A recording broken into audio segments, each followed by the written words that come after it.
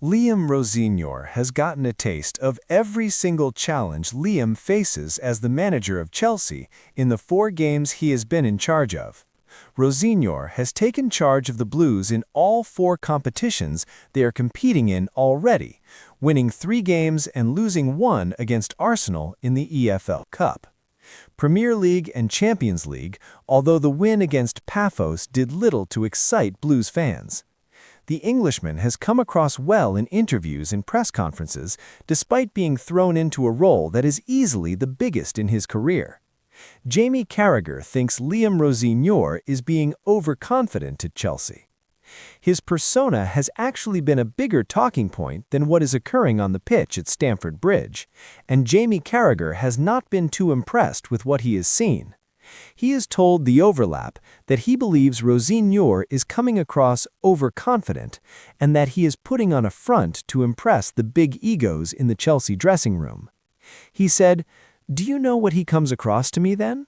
He comes across to me, I'm a bit like, fucking hell. I almost think he's a little bit overconfident for where he's been in his coaching journey. I'm a bit like, he speaks a little bit like he's got all the answers. I was thinking, is he like that because I don't know him that well? Or is it almost that he's got to put a little bit of a front on to almost go into that dressing room with these Chelsea players because I've only coached a Hull and Derby, and so I've almost got to put this big front on?" Carragher also questioning Rosenior's tactics. The new manager has not had a lot of time on the training ground to work on tactics. However, a few notable patterns have cropped up. Carragher pointed out Wesley Fofana's man-marking of Martin Odegaard as something he had never seen before, with it unclear if that will be a sustainable tactic. The Liverpool icon does believe that Chelsea will not win the Premier League with Rosenior in charge, even though at this point he has just 2 weeks in charge of the club to his name.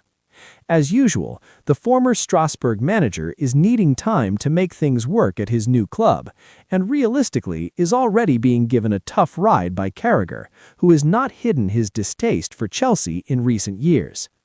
Chelsea have consistently signed players to ultra-long contracts.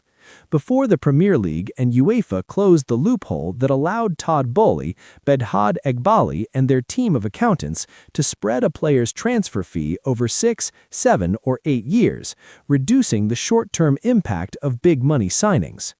Later on, Chelsea's owners turned to selling club assets to themselves to book an artificial profit.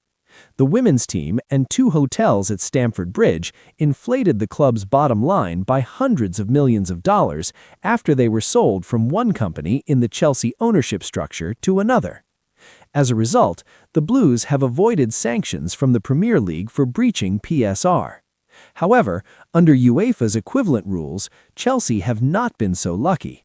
A settlement was reached in the summer, which will, after this season, require Chelsea to register a positive player trading balance, a record which, despite all the churn in their squad, has been beyond them so far.